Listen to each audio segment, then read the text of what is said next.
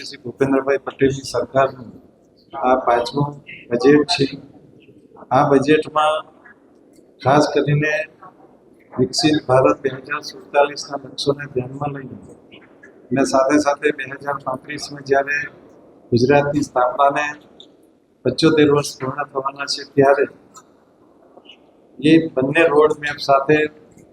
ગુજરાતના ઇન્ફ્રાસ્ટ્રક્ચર એટલે કે ઇન્ફ્રાસ્ટ્રક્ચરમાં લગભગ 40%થી વધારો કરીને અને મેન્યુફેક્ચરિંગ તેમાં પણ સેમિકન્ડક્ટર અને ઔદ્યોગિક ઉત્પાદનમાં વધારો, રોજગારી તકો વધારવાનો અને ભગવાન બિરસા મુંડાજીની 150મી જન્મ જયંતિ વખતે માનનીય મોદીજીએ જે આદિવાસી વિસ્તાર અંબાજીથી તે ઉમરગામ સુધીના વિસ્તાર માટે 2 લાખ કરોડની જે